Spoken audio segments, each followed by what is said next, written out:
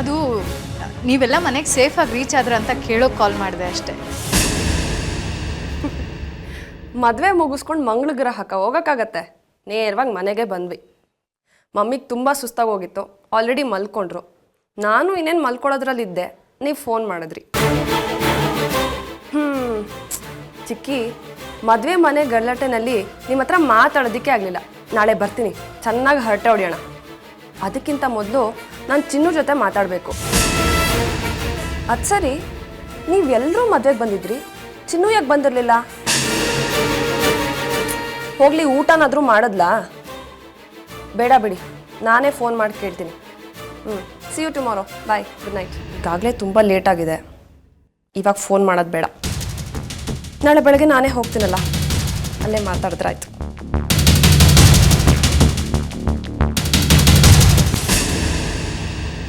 ಯಾಕೆ ಹೇಳಿಲ್ಲ? ಯಾಕೆ ಚಿನ್ನು ಮನೆ ಬಿಟ್ಟು ಹೋಗಿದ್ದಾಳೆ ಅಂತ ಹೇಳಿಲ್ಲ? ನಿನ್ನ ಕಾರಣಕ್ಕೆ, ನೀನು ಕೊಟ್ಟಿರೋ ಚಿತ್ರಹಿಂಸೆ ಕಾರಣಕ್ಕೆ ಮನೆ ಬಿಟ್ಟು ಹೋಗಿದ್ದಾಳೆ ಅಂತ ಯಾಕೆ ಹೇಳಿಲ್ಲ? ಯಾಕೆ ಮನಸ್ಸು ಸುಳ್ಳುಳ್ಳಗಾಗ್ತಿದ್ಯಾ?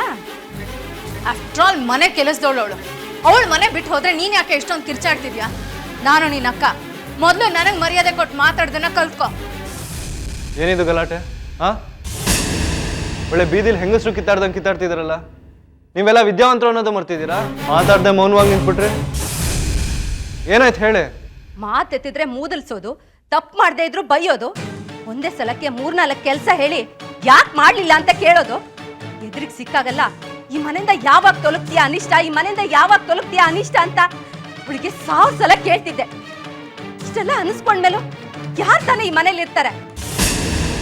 ಇಂಥ ಬಡವರಿಗೂ ಒಂದು ಘನತೆ ಅಂತ ಇರುತ್ತೆ. ಅದಕ್ಕೆ ಚಿನ್ನು ಈ ಮನೆ ಬಿಟ್ಟು ಹೋಗಿರೋದು. ಏ ಶ್ವೇತಾ, ಏನೇ ಹೇಳ್ತಿದ್ಯಾ ನೀನು? ಚಿನ್ನು ಮನೆ ಬಿಟ್ಟು ಹೋಗೋದಕ್ಕೆ ನಾನು ಕಾರಣ ಅಲ್ಲ. ಚಿನ್ನು ಮನೆ ಬಿಟ್ಟು ಹೋಗೋದಕ್ಕೆ ನೀನೇ ಕಾರಣ ಅಂತ ನಾನು ಯಾರ ಮೇಲೆ ಬೇಕಾದ್ರೂ ಪ್ರಮಾಣ ಮಾಡಿ ಹೇಳ್ತೀನಿ. ನೀವಿಬ್ರು ಸ್ವಲ್ಪ ಸುಮ್ಮನೆ ಇರ್ತೀರಾ? ಅವ್ಳು ದೇವಸ್ಥಾನಕ್ಕೆ ಹೋಗಿರ್ಬೋದು. ಏಯ್, ಸುಮ್ಮನೆ ಇರೇ ನೀನು. ಜಗಳ ಆ ಕಡೆ ಈ ಕಡೆ ಹೋಗಿ ಕೊನೆಗೆ ನಿನ್ನ ಹತ್ರಕ್ಕೆ ಬಂದ್ಬಿಟ್ಟಾತು. ಮೊದಲು ರೂಮ್ಗೆ ಹೋಗಿ ಒಡವೆ ಬಾಕ್ಸಲ್ಲಿ ಇಟ್ಟಿದ್ದು ಒಡವೆ ಎಲ್ಲ ಇದೆಯಾ ನೋಡೋಗು. ರಂಜಿತ್, ಇರೋ ಬರೋ ಒಡವೆನೆಲ್ಲ ಮೈ ಮೇಲೆ ಹಾಕ್ಕೊಂಡಿದ್ದೀನಿ. ಜಾಸ್ತಿ ದುಡ್ಡು ಕೊಡ್ತೀವಿ ಅಂತ ಯಾರೋ ಹೇಳಿರ್ತಾರೆ, ಅದಕ್ಕೆ ಅವಳು ಇಲ್ಲಿ ಬಿಟ್ಟು ಅಲ್ಲಿಗೆ ಹೋಗಿರ್ತಾಳೆ. ದುಡ್ಡು ಬಿಸಾಕಿದ್ರೆ ಇಂಥ 100 ಜನ ಮನೆ ಕೆಲ್ಸಕ್ಕೆ ಬರ್ತಾರೆ. ಯಾಕೆ ಇಷ್ಟು ತಲೆ ಕೆಡಿಸ್ಕೊಳ್ತೀರಾ? ಮಾತಾಡು. ಗೊಂಬೆ ಬಂದು ಕೇಳ್ತಾಳಲ್ವಾ, ಅವಾಗ ನಿನ್ನ ಕಥೆ ಏನಾಗತ್ತೆ ಅಂತ ನಾನು ನೋಡ್ತೀನಿ. ಗೊಂಬೆ ಬಂದು ನನ್ನನ್ನು ಕತ್ತರಿಸಾಕ್ತಾಳೇನೆ? ಏನು ಹೆದರಿಸ್ತೀಯ ನನ್ನ? ಅವಳು ಬಂದು ಏನು ಮಾಡ್ತಾಳೆ ಅಂತ ಯಾವ ದೇವ್ರಿಗೆ ಗೊತ್ತು. ಆ ಹುಡುಗಿ ನನಗೆ ಏನೆಲ್ಲ ಮಾಡಿದ್ದಾಳೆ ಚಂದು. ನಾನೇ ಹೆತ್ತ ಮಗಳಾಗಿದ್ರು ಅಷ್ಟು ಸೇವೆ ಮಾಡ್ತಾ ಇದ್ಲೋ ಇಲ್ವೋ? ಅಂತ ಹುಡುಗಿನ ನನ್ನ ಇಷ್ಟು ವರ್ಷದ ಜೀವನದಲ್ಲಿ ನೋಡಲೇ ಇಲ್ಲ ಮಗನೇ.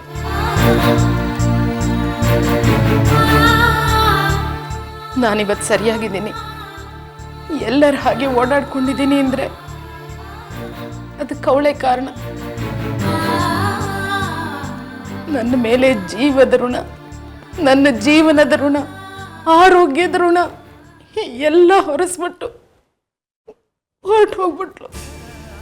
ಯಾರಿಗೂ ಹೇಳ್ದೆ ಕೇಳ್ದೆ, ನನಗೂ ಹೇಳ್ದೆ ಹೊರಟು ಹೋಗ್ತಾಳೆ ಅನ್ನೋ ಕಲ್ಪನೆನೇ ನನಗಿರ್ಲಿಲ್ಲ. ಅವಳು ಬಲಗಾಲಿಟ್ಟು ಈ ಮನೆ ಒಳಗೆ ಬಂದಾಗ್ಲೇ ಈ ಮಗು ಈ ಮನೆಗೆ ಸೇರಿದ ಕೂಸು. ಅವಳು ಮನೆಗೆ ಅವಳು ಬಂದಿದ್ದಾಳೆ ಅಂತ ನನಗನ್ನಿಸ್ತು. ಯಾಕೆ ಹಾಗನ್ನಿಸ್ತು ಗೊತ್ತಿಲ್ಲ, ಅದು ಆತ್ಮಲಿಂಗೇಶ್ವರನಿಗೆ ಗೊತ್ತು. ನಾನು ಮಾಡಿದ ಪೂಜೆಗೆ ಆತ್ಮಲಿಂಗೇಶ್ವರನೇ ಅವಳನ್ನ ನನ್ನ ಹತ್ರ ಕಳಿಸಿದ್ದಾನೆ ಅಂತ ಅಂದ್ಕೊಂಡೆ. ಅವಳು ಈ ಮನೆದೇ ಒಂದು ಅಂಶ, ಇಲ್ಲೇ ಸೇರ್ಬೇಕಾದವಳು ಅಂತ ನನ್ಗನ್ನಿಸ್ತು. ಚಿನ್ನು, ಎಲ್ಲಿ ಹೋದೆ ಮಗಳೇ?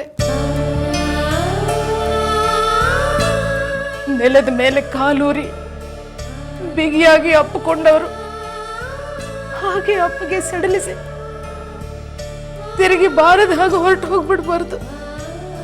ಎಲ್ಲಿದ್ದಿ ಮಗಳೇ?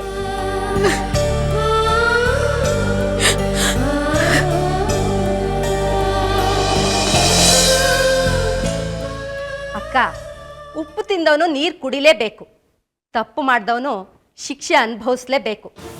ನೀನೇ ತೋಡಿ ತುಂಬಿದ ಪಾಪದ ಕೂಪದಲ್ಲಿ ನೀನೇ ಒಂದಿನ ಬಿದ್ದು ಸಾಯ್ತೀಯ. ಹೋಗೋಳು ಹೋದ್ಲು, ಹೋಗುವಾಗ ಗಾದೆ ವಚನ ಎಲ್ಲ ಹೇಳ್ಕೊಟ್ಬಿಟ್ಟು ಹೋಗಿದ್ದಾಳೆ. ಮನೆ ಕೆಲಸದವರು 4 ದಿನ ಇರ್ತಾರೆ, ಆಮೇಲೆ ಹೋಗ್ತಾರೆ. ಆದ್ರೆ ನಾನು ನೀನು ಅಕ್ಕ ತಂಗಿ ಕಣೆ, ನಾವಿಬ್ರು ಸಾಯೋ ತನಕ ಜೊತೆಗೆ ಇರಬೇಕು. ಅಕ್ಕನ್ ವಹಿಸ್ಕೊಂಡು ಮಾತಾಡೋದು ಬಿಟ್ಟು ಆ ಮನೆ ಕೆಲಸದವಳನ್ನ ವಹಿಸ್ಕೊಂಡು ಮಾತಾಡ್ತೀಯಾ? ಜಾಸ್ತಿ ಮೆರೆಬೇಡಕ್ಕ. ತುಂಬ ಮೆರೆದೋರೆ ಮರಳುಗಾಡಲ್ಲಿ ನೀರಿಲ್ದೆ ಸತ್ತಿರೋರು. ಆ ಚಿನ್ನುಗೆ ನೀನು ಮನೆ ಬಿಟ್ಟು ಯಾವಾಗ ಹೋಗ್ತೀಯ ಅಂತ ನಾನು ಎಷ್ಟು ಸಾರಿ ಕೇಳ್ತಾ ಇದ್ದೆ, ಆದರೆ ಅವಳು ಹೋಗ್ತಾನೆ ಇರಲಿಲ್ಲ. ಆದರೆ ಇವತ್ತೇ ಯಾಕೆ ಮನೆ ಬಿಟ್ಟು ಹೋಗಿದ್ದಾಳೆ ನನಗೆ ಅರ್ಥನೇ ಆಗ್ತಾ ಇಲ್ಲ.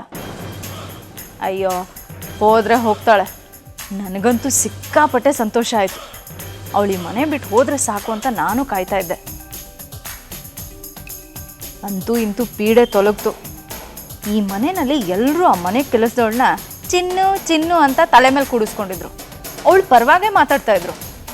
ನಾನು ಈ ಮನೆ ಮಗಳಾದರೂ ನನ್ನ ಪರ ಯಾರೂ ಮಾತಾಡ್ತಾ ಇರಲಿಲ್ಲ. ಈಗ ಆ ಪೀಡೆ ತೊಲಗಿ ಹೋಗಿದ್ದಾಳೆ. ನನಗಂತೂ ಹಾಲು ಕುಡಿದಷ್ಟು ಸಂತೋಷ ಆಗ್ತಾ ಇದೆ. ಆ ಕೆಲಸದವಳು ಮನೆ ಬಿಟ್ಟು ಹೋಗಿದ್ದು ನನ್ನ ಎಲ್ಲ ಸಮಸ್ಯೆಗಳು ಬಗೆಹರಿದ ಹಾಗಾಯಿತು. ಅಪ್ಪ, ನನ್ನ ಎಷ್ಟೋ ದಿನದ ಪ್ರಾರ್ಥನೆ ಅಂತೂ ದೇವ್ರಿಗೆ ಕೇಳಿಸ್ತಲ್ಲ. ಈ ಮನೆಯಲ್ಲಿ ನನಗೆ ಯಾರು ಏನೇ ಅಂದರೂ ತಲೆನೇ ಕೆಡಿಸ್ಕೊಳ್ತಿರ್ಲಿಲ್ಲ. ಆದರೆ ನನಗೆ ಭಯ ಆಗ್ತಾ ಇರೋದು ಗೊಂಬೆ ಬಗ್ಗೆ ಮಾತ್ರ.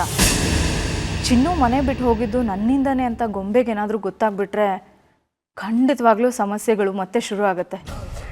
ನನಗೆ ಜೀವನದಲ್ಲಿ ಯಾರ ಬಗ್ಗೆನೂ ಭಯ ಇರಲಿಲ್ಲ. ಆದರೆ ಈ ಚಿನ್ನು ಬಗ್ಗೆ, ಗೊಂಬೆ ಬಗ್ಗೆ ನನಗೆ ಯಾಕೆ ಇಷ್ಟೊಂದು ಭಯ ಆಗ್ತಾಯಿದೆ? ಅವತ್ತು ಮಧ್ಯರಾತ್ರಿ ಚಿನ್ನು ಕೈಯಲ್ಲಿ ನಾನು ಮನೋಜ್ ಇಬ್ಬರು ಸಿಕ್ಕಾಕೊಂಡ್ವಲ್ಲ, ಆ ಕಾರಣಕ್ಕ? ಅಥವಾ ನನಗೀಗಾಗಲೇ ಮದುವೆ ಆಗಿದೆ ಅನ್ನೋ ವಿಷಯ ಚಿನ್ನುಗೆ ಗೊತ್ತಾಗಿದೆ ಅನ್ನೋ ಕಾರಣಕ್ಕ? ಅಯ್ಯೋ, ನಾನು ಯಾಕೆ ಇಷ್ಟು ಹೆದರ್ಕೊಳ್ತಾ ಇದ್ದೀನಿ? ಈಗಾಗಲೇ ಆ ಗೂಬೆ ಮನೆ ಬಿಟ್ಟು ಹೋಗಿದ್ದಾಳಲ್ಲ, ನನ್ನ ಪ್ರಾಬ್ಲಮ್ ಎಲ್ಲ ಸಾಲ್ವ್ ಆಗುತ್ತೆ. ಇನ್ನು ಗೊಂಬೆ ವಿಚಾರ, ಅವಳಿಗೆ ಕೋಪ ಬರ್ದಿರೋ ಹಾಗೆ ನೋಡ್ಕೋಬೇಕು ಅಷ್ಟೆ. ಈ ಶ್ವೇತಾ ಇವಳು ಹೋಗಿ ಹೋಗಿ ಎಲ್ಲ ವಿಷಯನ ಗೊಂಬೆಗೆ ಹೇಳಿಬಿಟ್ಟಿದ್ದಾಳಲ್ಲ, ಇದನ್ನು ಹೇಗಾದರೂ ಮ್ಯಾನೇಜ್ ಮಾಡಬೇಕು. ಮುಂದೆ ಏನಾಗುತ್ತೋ ಆಮೇಲೆ ನೋಡ್ಕೊಂಡ್ರಾಯ್ತು. ಈಗಂತೂ ಸಿಕ್ಕಾಪಟ್ಟೆ ನಿದ್ದೆ ಬರ್ತಾ ಇದೆ, ಹೋಗಿ ಮಲ್ಕೊಳ್ತೀನಿ. ನನ್ನ ಎಲ್ಲ ಕೆಲಸಕ್ಕೂ ಅಡ್ಗಾಲು ಹಾಕ್ತಾ ಇದ್ಲು ಆ ಕೆಲಸದವಳು. ಸದ್ಯ ಕಣ್ಣಿಂದ ಮರೆಯಾಗಿ ಹೊರಟೋದ್ಲು. ಇನ್ಮೇಲೆ ಈ ಮನೇಲಿ ನಾನು ಆಡಿದ್ದೇ ಆಟ, ಹೂಡಿದ್ದೇ ಲೆಗ್ಗೆ. ನಾನು ಈ ಸಂತೋಷನ ಎಂಜಾಯ್ ಮಾಡಲಿ ಅಂತ ಪಾಯಸ ಬೇರೆ ಮಾಡಿಟ್ಟೋಗಿದ್ದಾಳೆ. ಯಾರು ಏನಾದರೂ ಅನ್ಲಿ, ಆ ಹುಡುಗಿ ನಿಜವಾಗ್ಲೂ ಚೆನ್ನಾಗಿ ಅಡುಗೆ ಮಾಡ್ತಿದ್ಲು. ಆದರೂ ಚಿನ್ನು ಇಲ್ಲಿರೋ ತನಕ ನನ್ನ ಮನಸ್ಸಲ್ಲಿ ಒಂಥರ ಭಯ ಇದ್ದೇ ಇತ್ತು. ಎಲ್ಲಿ ಯಾವಾಗ ಯಾರ ಜೊತೆನಾದರೂ ನನ್ನ ನಿಜವಾದ ಯೋಗ್ಯತೆ ಎಲ್ಲಿ ಹೇಳ್ಬಿಡ್ತಾಳೋ ಅಂತ. ಸತ್ಯ ಹಾಗೇನೂ ಆಗಲೇ ಇಲ್ಲ.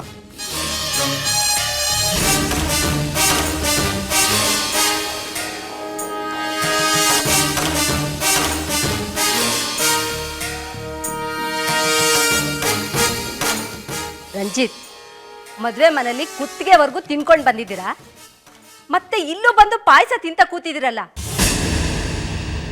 ಶ್ವೇತಾ, ಚಿನ್ನು ಈ ಮನೆ ಬಿಟ್ಟು ಹೋದ್ಲು ಅಂತ ಕೇಳಿ ನನಗೆ ತುಂಬ ಖುಷಿ ಆಗೋಯ್ತು. ಅದಕ್ಕೆ ಸ್ವಲ್ಪ ಸ್ವೀಟ್ ತಿಂತಾಯಿನಿ. ಸಕ್ಕತ್ತಾಗಿ ಮಾಡಿಟ್ಟಿದ್ದಾಳೆ, ನೀನು ಸ್ವಲ್ಪ ತಿನ್ಬಿಡು. ಥೂ, ನಿಮ್ಗೆ ನಾಚಿಕೆ ಆಗಲ್ವಾ?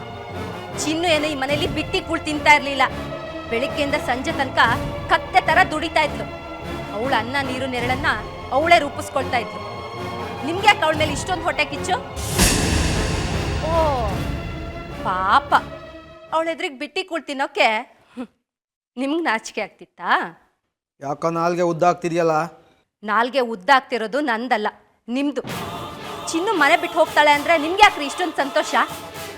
ಚಿನ್ನು ಈ ಮನೇಲಿದ್ದಾಗ ಎಲ್ಲರೂ ಎಷ್ಟು ಚೆನ್ನಾಗಿ ನೋಡ್ಕೋತಿದ್ಲು ಅನ್ನೋ ಕಲ್ಪನೆನಾದರೂ ನಿಮ್ಗಿದ್ಯಾ?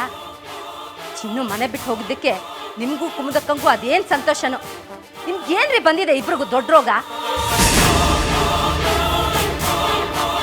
ಶ್ವೇತತೆ, ಯಾವಾಗಲೂ ಜಗಳ ಆಡೋದ್ರಿಂದ ಏನೂ ಪ್ರಯೋಜನ ಇಲ್ಲ, ಸುಮ್ಮನೆ ಮನಸ್ತಾಪಗಳಾಗುತ್ತಷ್ಟೆ. ಆಲ್ರೆಡಿ ತುಂಬ ಲೇಟ್ ಆಗಿದೆ, ನಿಮಗೂ ಆಯಾಸ ಆಗಿದೆ, ಹೋಗಿ ಮಲ್ಕೊಳ್ಳಿ.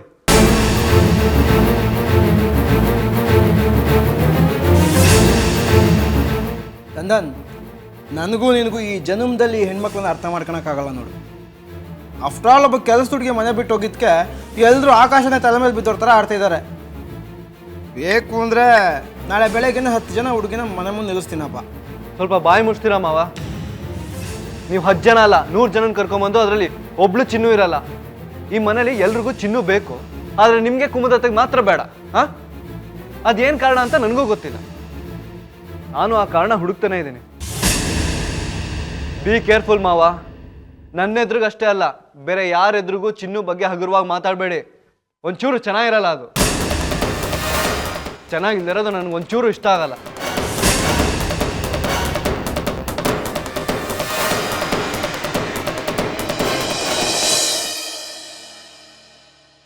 ಯಾಕೆ ಹೋದ್ಲು? ಎಲ್ಲಿಗೆ ಹೋದ್ಲು? ಅವಳಣ್ಣ ನಾನು ಇನ್ನೂ ಜೀವ ಸಹಿತ ಇರೋವಾಗಲೇ ನನ್ನನ್ನು ಬಿಟ್ಟು ಯಾಕೆ ಹೋದ್ಲು? ನನ್ಗೆ ಅವಳು ಯಾಕೆ ಮೋಸ ಮಾಡಿದ್ಲು? ಅವಳು ನನ್ನನ್ನು ಮದುವೆಗೆ ಹೋಗುವಂತ ಒತ್ತಾಯ ಮಾಡಿದಾಗಲೇ ನಾನು ಅರ್ಥ ಮಾಡ್ಕೊಬೇಕಿತ್ತು. ತಪ್ಪು ಮಾಡಿದೆ, ನಾನು ತಪ್ಪು ಮಾಡಿದೆ.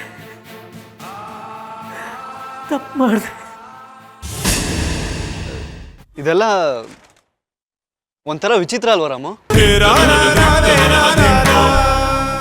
ಒಂದೇ ಮನೇಲಿ ಇದ್ಕೊಂಡು ಮನೇಲಿ ಇರೋರೆಲ್ಲ ಕಣ್ಣ ಮುಚ್ಚಲೆ ಆಟ ಆಡಿದ್ವಿ, ಆದ್ರೆ ಕಡೆ ಗೆದ್ದಿದ್ದು ಚಿನ್ನುನೇ. ಕಣ್ಣ ಮುಚ್ಚಲೆ ಆಟ ಏನೋ ಮುಗೀತು, ಮನೆಯವರೆಲ್ಲ ಒಟ್ಟಿಗೆ ಮತ್ತೆ ಸೇರಿದ್ವಿ. ಆದ್ರೆ ಚಿನ್ನು ಇನ್ನೂ ಬಂದಿಲ್ಲ ಅಲ್ವಾ ರಾಮು?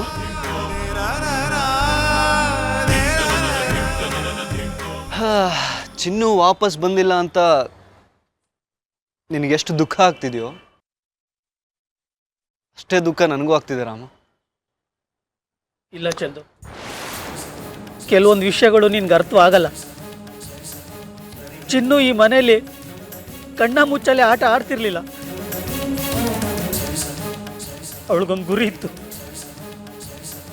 ಅವಳಿಗೊಂದು ಉದ್ದೇಶ ಇತ್ತು, ಅದನ್ನ ಪೂರ್ತಿ ಮುಗಿಸಿದ್ಲು. ಆದ್ರೆ ಚಂದು, ಈ ಮನೇಲಿ ಆಗ್ತಿದ್ದ ಚಿತ್ರಹಿಂಸೆ ಮಾತ್ರ ಅವಳ ಕೈಯಲ್ಲಿ ತಡ್ಕೊಳಕ್ ಆಗ್ತಿರ್ಲಿಲ್ಲ ಚಂದು.